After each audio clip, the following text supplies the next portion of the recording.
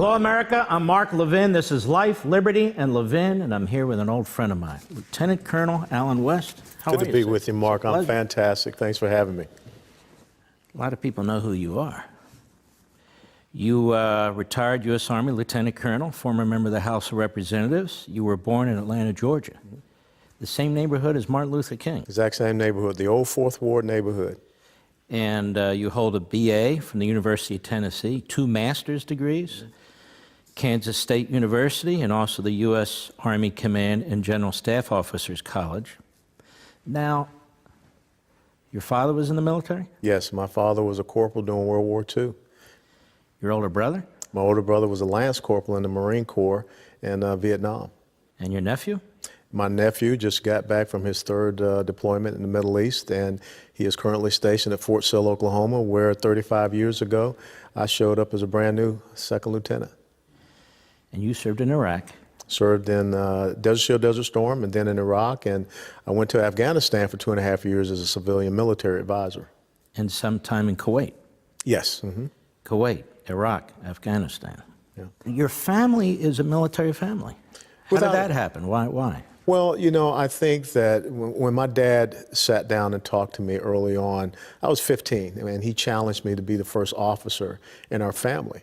And one of the things of that generation that my dad was brought up in, they wanted to prove themselves, that they were loyal, patriotic Americans. And when I think about my dad and the sacrifices that he made to go and serve in uniform for a country that did not afford him all the rights and privileges that it did to others. And I will never forget when my dad said that there's no greater honor than to wear the uniform of the United States of America. And that's why I take my oath that I took 31 July 1982 so seriously and to heart still today. Were you a good kid before you went into the military? No, man. My granddad used to nickname me a mule because I was very stubborn, very hard-headed. And I write about it in my book that, my parents, from the 1st grade through the 9th grade, I went to private Catholic school. And I told them, hey, look, I really just want to go to the public school down the street. And they didn't want to listen and everything. So I ran away from home. Really? Yeah. As a matter of fact, it was my first, well-planned operation. I studied my dad and my mom's sleep habits and everything like that. I figured out the Greyhound bus schedule. Now, like I said, I wrote about it in my book.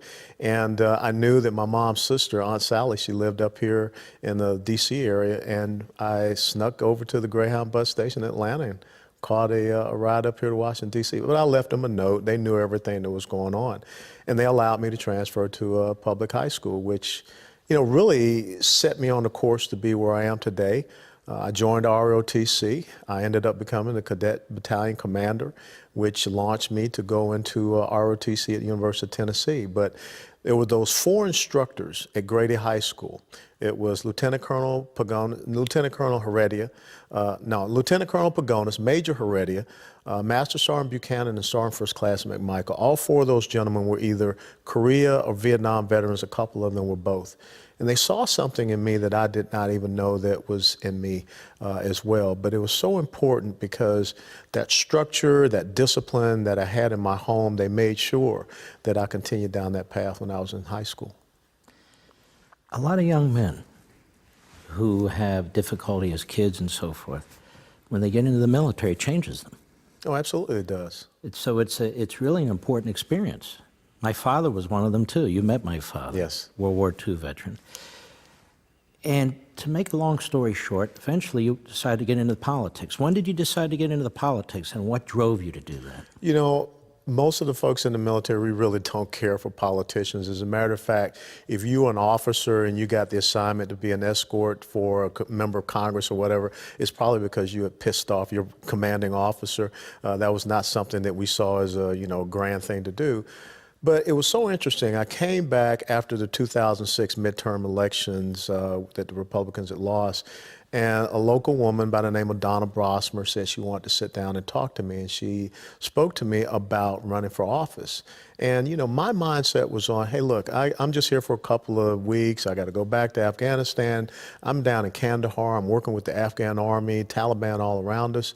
But she said something that really resonated, Mark. And she said, just because you're out of uniform, just because you've retired from the military, it doesn't mean that your oath of service has ended.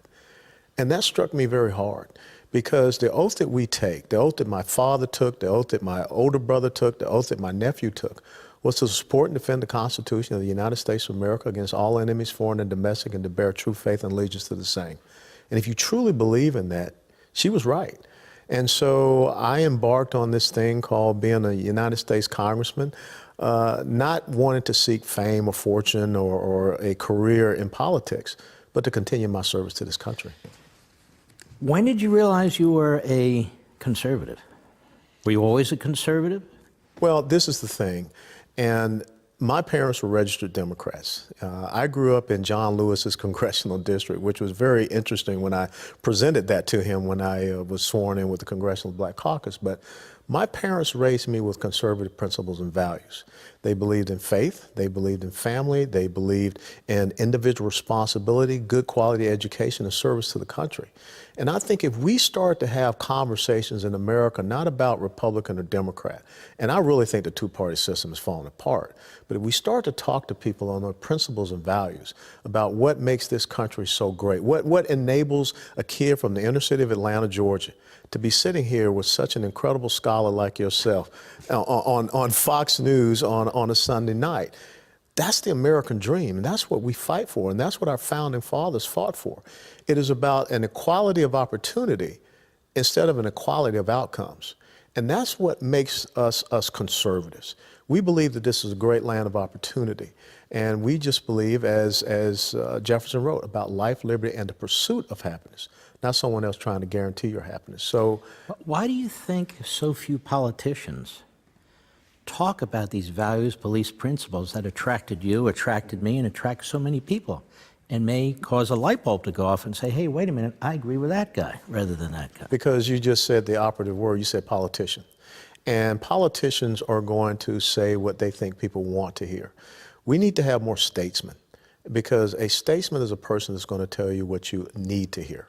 And there are a lot of people in Washington, D.C., they're not comfortable with that. They're not comfortable with telling the American people that if we don't do something about the mandatory spending side of our budget, it doesn't matter how much taxes you raise. This is going to overtake our budget, and we're going to be in perpetual debt and deficit. Now, that's not the popular thing to say, you know, that Medicare, Medicaid, and Social Security needs to be reformed, needs to be improved, but it's the right thing to say, because a politician is a person that is not able to look at himself in the mirror at the end of the day. Does the Republican Party need to change? Can it change? Will it change? I think the Republican Party has to change. The Republican Party should not be the party that is passing $1.3 trillion omnibus spending bills. The Republican Party should not be the party that is not reducing the size and scope of the federal government. The Republican Party should not be the party that, you know, when we look at our personal income tax rates, I mean, the president said initially he wanted to go down to 3. The House of Representatives said 4, the Senate, 7. So we really didn't see any massive movement or massive changes. On the individual side. On the right. individual side. Now, the corporate side, yes. I mean, you've seen an incredible change there, going from 35 to 21%. And we see what has happened with our economic growth, our GDP numbers, and what have you. But the important thing is that the Republican Party should be standing up for individual economic empowerment, because we know what the progressive socialist left believes in. They believe in economic enslavement and the dependency society.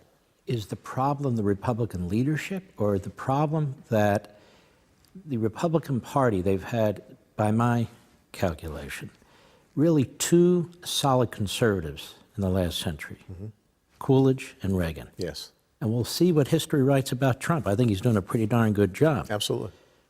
But they seem to still lurch in the progressive direction, because, the progressive movement really started it was really pushed within the Republican Party at the beginning of the last century, Theodore Roosevelt. Theodore Roosevelt. Yeah. And they seem to lapse into that constantly, don't they? Yes, they do. And I think the important thing for us to see today in the American political atmosphere is that this is all about the relationship between the individual and government and the system of governance. I think you have 3 different philosophies that are out there. You have progressive socialism, which is what we see, the Bernie Sanders, Elizabeth Warren, what have you. But then you can also be a progressive and want to see a bigger impact and reach of government than you want to see with constitutional conservatism. which is what our founding fathers intended us to be, and understand that the most important thing in the United States of America is individual sovereignty. And there are some people in Washington, D.C. that just don't want to cede that back over to the American people because it scares them. That is what the whole Tea Party movement was about. It was not a party movement. It was a philosophical movement that talked about the relationship of the individual to the government. And it was really about fiscal issues. And that's kind of like how this country got started. You know, the tyranny of taxation and some of the other things we saw from the British. So I think that the Republican Party has kind of tried to, you know, walk an incredible balancing act, but they tend to teeter more so to Washington, D.C. and the power that's inside this beltway. So you run for Congress the first time and you lose. Yep. In a very tough district. Yep. You won the second time and you win. Mm-hmm. You're a Tea Party favorite. Your principles, as you espouse them right now, you espoused them back then. Same beliefs, same values. Mm-hmm. You run for re-election, and you lose by 2,100 votes or something in what was, in my view, a very suspicious election. You think you might run again? You know, if I were to tell you that every day I'm not approached about that, and there's something within you, you will always answer the call of service. You know, I moved to Texas 4 years ago, and after this election cycle, you know, Angela and I and the daughters, Aubrey and Austin, we're going to beautiful wife, Angela. Yeah, we're going to, who is much smarter than I am, PhD and everything. We're going to sit down, we're going to evaluate this because I think it's important that we have statesmen. I think it's important that we have folks that understand servant leadership and citizen legislators. That's what we have to restore. And we have to have people with their courage of their convictions. I happen to know you're a voracious reader. I mean, you and I, when I came to see in Florida a few years back, we're talking about Aristotle and Cicero, and I go, whoa, whoa, whoa, you read all it? And you said, yeah. You read all my books, not that that's the test, you read a lot. When did that start? Did that start when you were in the military, before you were in the military, recently? No, that's one of the things the military definitely inculcated into me. You know, we used to have a reading list as you know, new second lieutenants. And one of the books on that reading list was Erwin Rommel's book, Attacks. And that was about the exploits of him as an infantry lieutenant and infantry captain in Romania. And the important thing is that, you know, that was the book that Patton read about Rommel that enabled him to defeat Rommel. I read your book. I read your book. Yeah, but that was important because after that incredible defeat at Kasserine Pass. So I think that if you're going to, you know, try to present yourself as a leader, one of the important C's of leadership is competence. And you should not be able to stand up there and not back up what you're professing to believe in without being able to say, here is where it relates throughout history. And that, I think, is what the military does train you to do. Because when you're in a battle or whatever, you don't have time to pull out the manual and whatever, but it has to be ingrained within you because folks are looking for that cool, steady hand when bullets are flying. When we return, I want to ask you about foreign policy. I want to ask you about this recent spat, this election of a Democratic socialist and this push in the Democrat Party and so forth, and get your take on that. Ladies and gentlemen, check out Levin TV almost every weeknight by joining crtv.com. How do you do it? You give us a call at 844-LEVIN-TV, 844-LEVIN-TV. We'd love to have you over there. We'll be right back.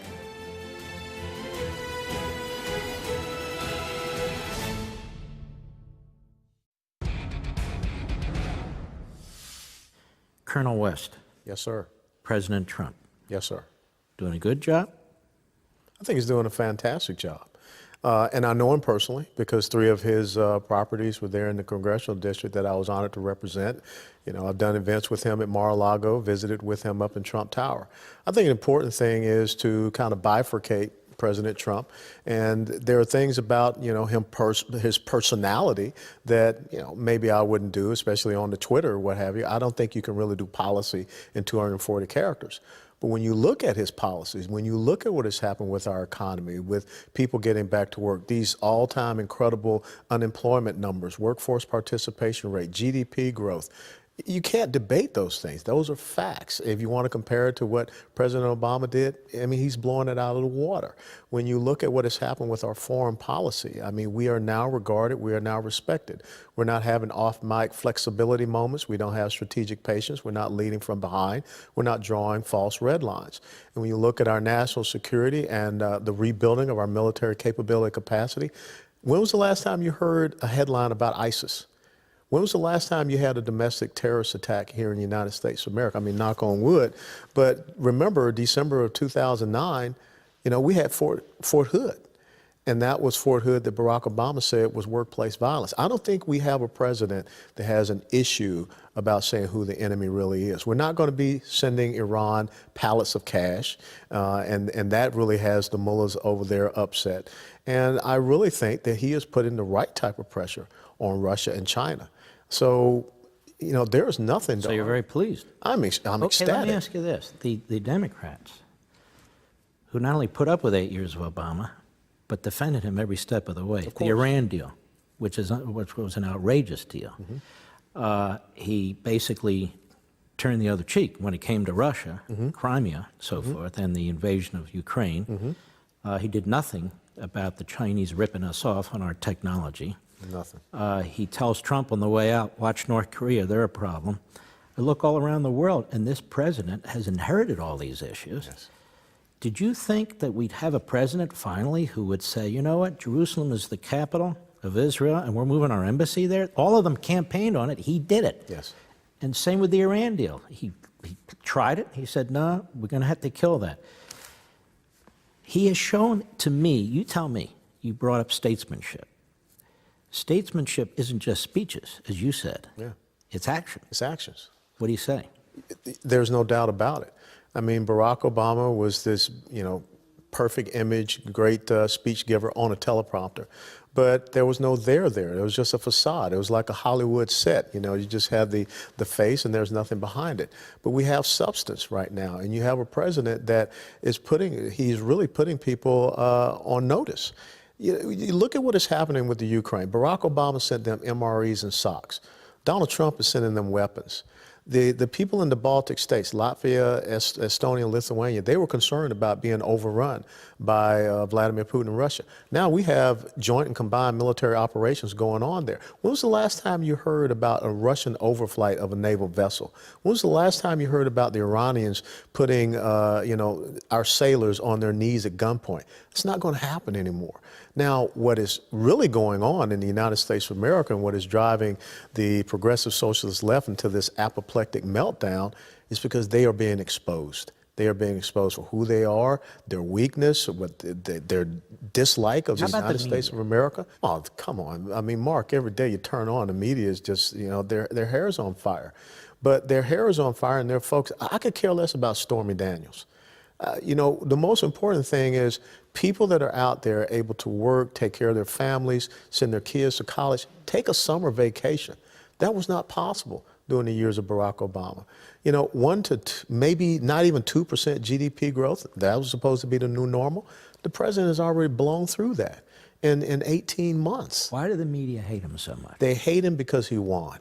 They hate him because the grand strategy of the left was they had the first black president, then they were going to have the first female president, then they were probably going to have the first Hispanic president, then they were probably going to have another identity politics president. So they were looking at 32 years of ideological domination of the United States of America, which includes the Supreme Court. So they're going to be ruling, not governing this great constitutional republic.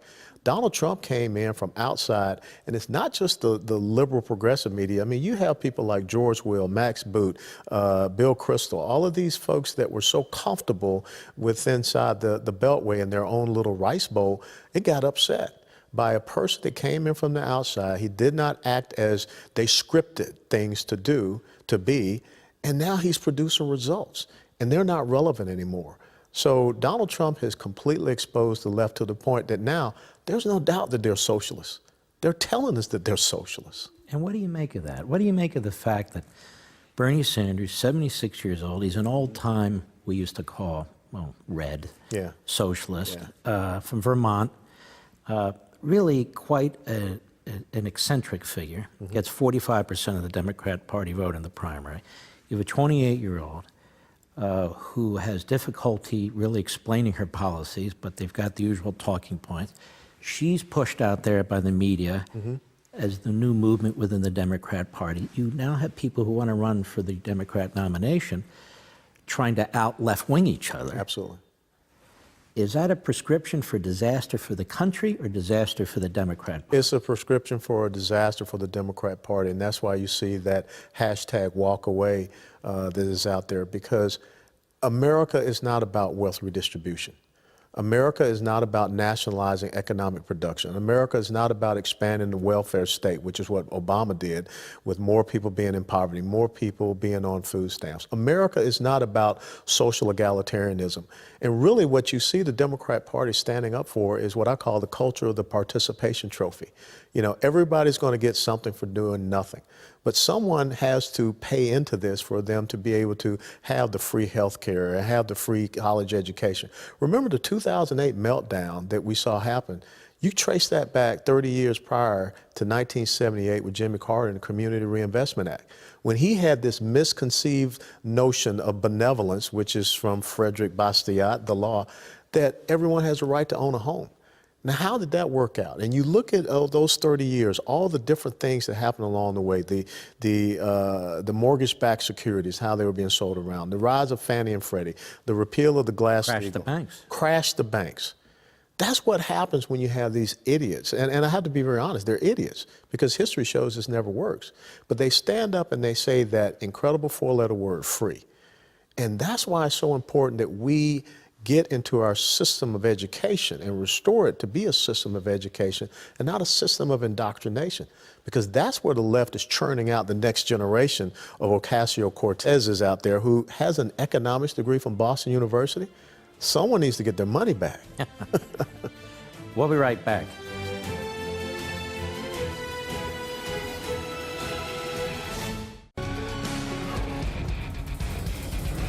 Alan West, China. If we're not careful, in 50 years, 100 years, China will be the most powerful superpower on the face of the earth, won't it? It absolutely will. And what China did was they sat back and they watched the collapse of the Soviet Union, and they learned a very important lesson. The collapse of the Soviet Union did not come militarily. Our military capability, capacity, and our deterrence was able to bring about that collapse. But the Soviet Union really collapsed economically. And so what the Chinese understood is that we still want to be communists, but there's something about this capitalism thing, there's something about this free market thing that we can use, and we can become like a tick. We can insert ourselves into the West, and we can suck the blood out of them and get fat to the point where they can't take us out. And if they try to take us out, they're going to get Lyme disease and they're going to die. And that's exactly where we are. When China got in with most favored nation status and entered into the trade environment of the West, they understood that they could then leverage who they are and, you know, supply us with the cheap goods, and we would become wedded to that. I remember one of the critical things that we fought against down in South Florida was the Chinese drywall. And so what we have seen is that we stopped our production. We stopped our manufacturing. We were so happy to try to have these relations and everything with China, but they could not be trusted. And you know about the theft of our intellectual property. You know about the forced technology transfers, to the point now, look at what they're doing in the South China Sea. The South China Sea, where they have built these man-made islands and fortified them with military weaponry, that's 40 to 45% of sea lane of commerce that transits through there. And ask yourself, from a historical perspective, when was the last time we saw an Asian nation occupy islands in the Pacific or in that area and put military weaponry on there, to include airfields? And that's what we have to learn. And so these guys are sitting back saying, we can beat the Americans because they are not in it for the long haul. Can they? No, because I think that President Trump has exposed them. But the thing that they are hoping for is that there'll be a change in leadership, because it's something about America. You know, we keep doing this drastic swing of the pendulum. We have to have a continuum. You know, you talked about Ronald Reagan early on, and you talked about Calvin Coolidge. If you don't have people that follow up behind those presidential administrations that continue those principles and those perspectives and those policies, then you do swing the opposite direction. And at some point in time, the American ship of state has to have that steady state. Here's what I've not understood. Follow up on your point here. China, Russia too. This argument, this paradigm that the Russians wanted Trump to win, when the Russians were getting everything they could from Hillary Clinton. Why would the Russians want Donald Trump to win? Look at what he's doing now. It makes no sense whatsoever because, you know, under Obama, they got rid of the missile defense program with Poland.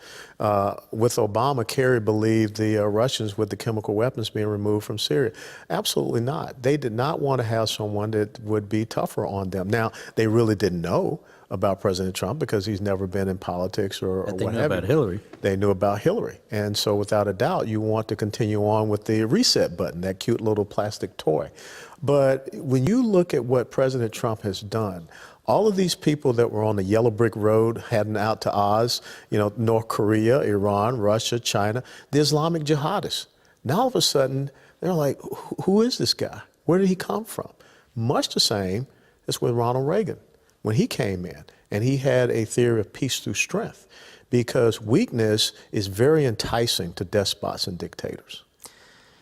And what do you make of this relentless and ongoing commentary on the left against the president?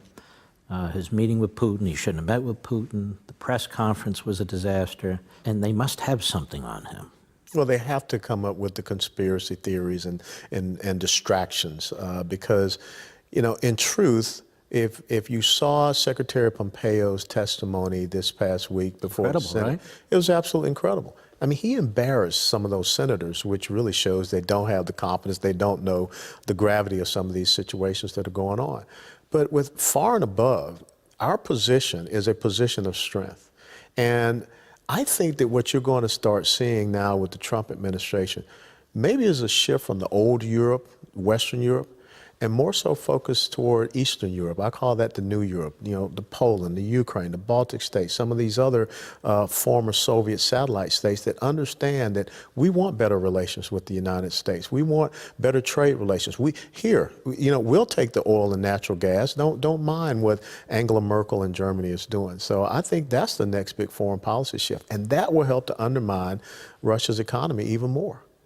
Folks, don't forget, most weeknights you can watch me on Levin TV. You join us at crtv.com, crtv.com. We'd love to have you. Or call 844-LEVIN-TV, 844-LEVIN-TV. We'll be right back.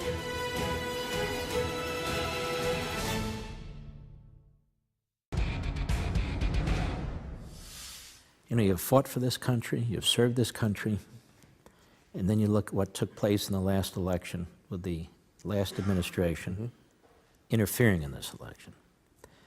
The top echelon of the FBI has been wiped out now. Liars, some are under investigation. Some we're not sure.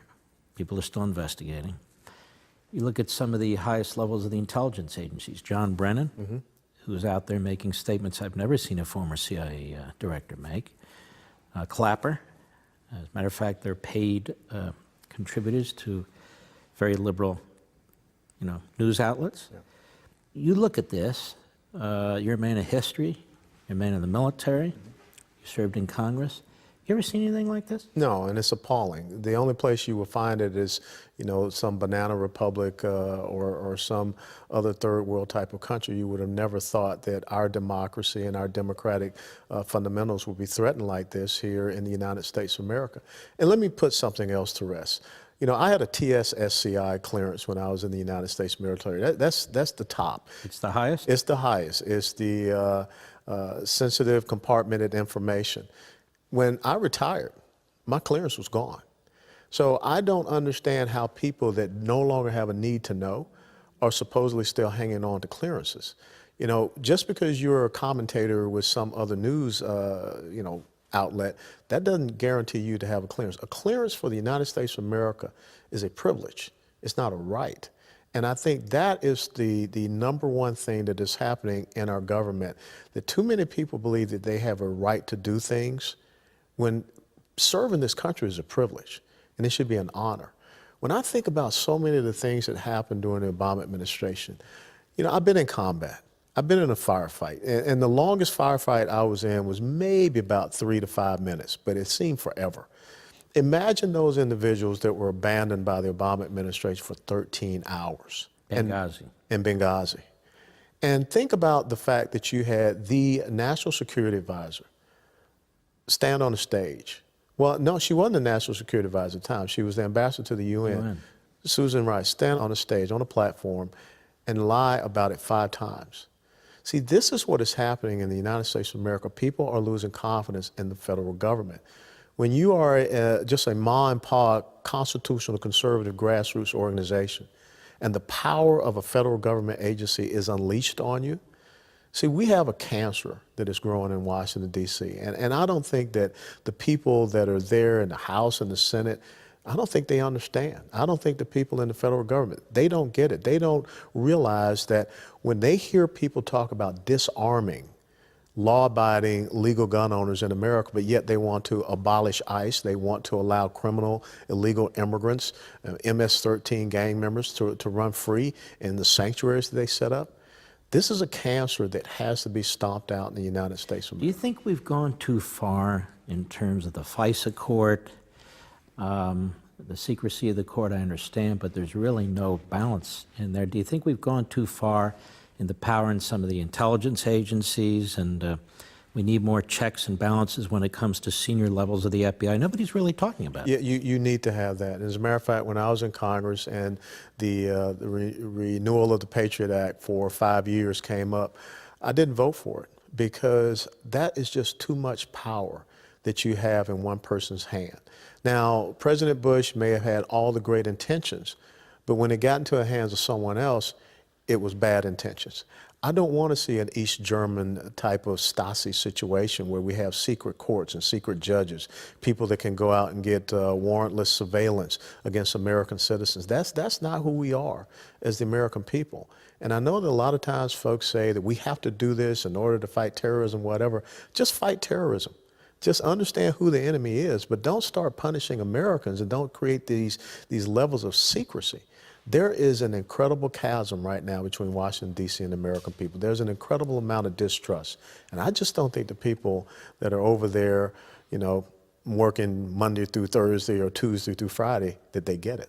And yet there's no talk about addressing these institutions. We have one party that is a special pleader for everything that's taken place, and they disrupt congressional hearings, and they endorse any efforts that are against the President of the United States. They accept no responsibility for the Espionage Act and Hillary Clinton's actions.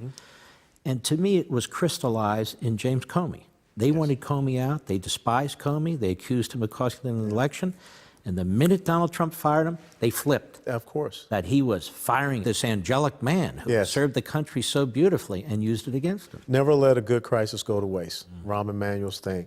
And look, when you talk about what Hillary Clinton did, if I had done 1/10 of what Hillary Clinton did while I was an officer serving in the United States military, I would not be sitting here with you right now. You'd be drummed out. Well, no, I would be in a brown jumpsuit in Fort Leavenworth. Now, why is it that there are different levels of justice, different levels of law, different rules for the people over there in Washington, D.C.? Well, let's pursue that as soon as we come back. And we'll be right back.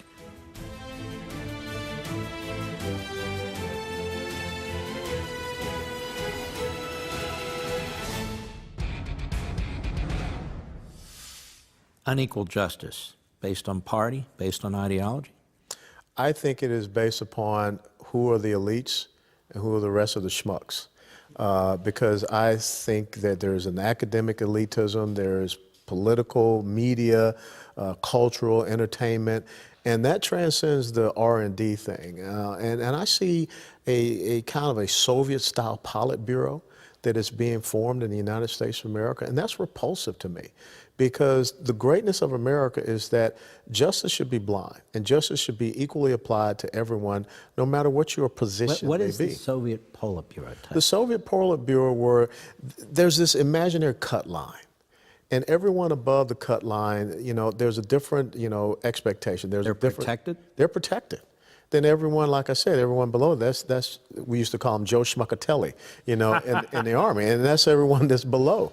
And life is bad for Schmuckatelli. But if you're above this imaginary cut line, it doesn't matter what you do. It does not matter that, you had an email server, a private email server, and you did classified information. Something that anyone in the United States military, anyone that has a security clearance, they're done. They're gone. They're going to prison for that.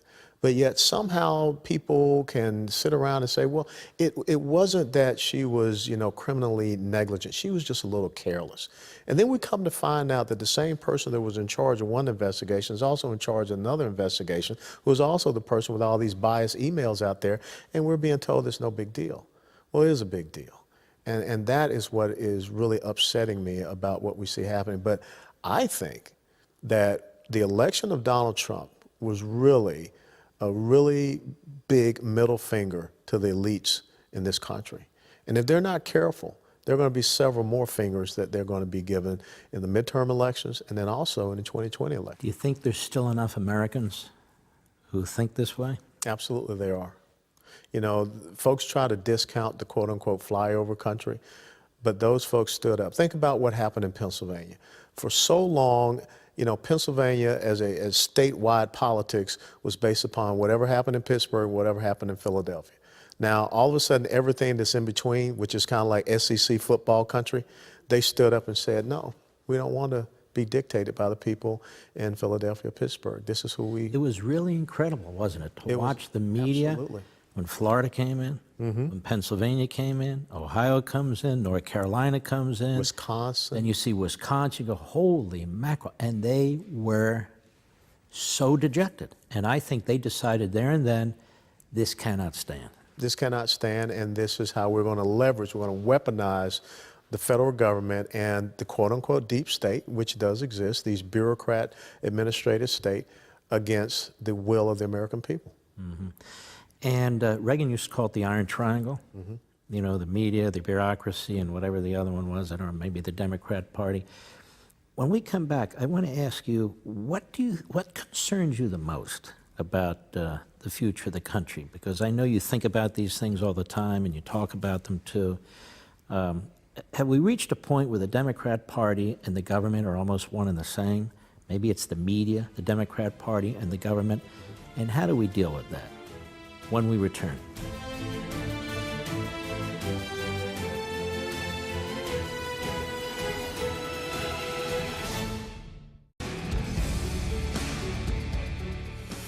Colonel West, what is your biggest concern going forward in this country? There are two things that really do concern me. First of all, we have to restore a system of education and eradicate the system of indoctrination that we have in our schools that's starting to go down now, even to the elementary school level. I often tell people the most important elected position in the United States of America is school board. And we need to have people that go out there and run for school board. It's a hard job, man. I was a school board member. There you go. You heard it, everybody. There you go. That's your example. The other thing is this. What I see is the grand strategy of the left. They're going into red states and they're taking over the major population centers, the major urban centers. In Texas, you look at all the major cities, Dallas, San Antonio, Austin, Houston, El Paso, all controlled by the left. That is their playbook. You look at Tennessee, you look at Georgia, and we've got to turn that back around because that's where you see the biggest failure of the left's policies in the inner cities. Do you think they're doing it in part due to immigration? You and I know full well if those were future Republicans coming across the border, no, just say forget it. The Democrats would be fighting this tooth and nail. Do you think this is sort of a big picture thing that they're involved in? Absolutely. And that's why you hear, abolish ICE, get rid of the borders. They want to, get more people dependent upon them. That's their electoral base. They don't want to see folks able to go out and work because you don't need them giving you stuff. Next election, midterm election, Republicans or Democrats? It's going to be the Republicans because the Democrats are not offering anything to the American people. Will it be close? I think that if you go on a scale of 0 to 10, Republicans will pull an 8. Do you think they'll hold most of their seats? Do you think they'll have a small minority? I think their majority in the House will shrink, but I think that you're going to see an expansion of the Republican majority in the Senate. Going to see much change in the Republican leadership? I personally don't think so. It depends on who the new Speaker of the House will be. Who might that be? I think that it'll end up being Kevin McCarthy, although Steve Scalise would be a good choice, or Jim Jordan. It's been a great pleasure. That's what all mine. Be well, my friend. God bless. God be with you. See you next time on Life, Liberty, and Levin.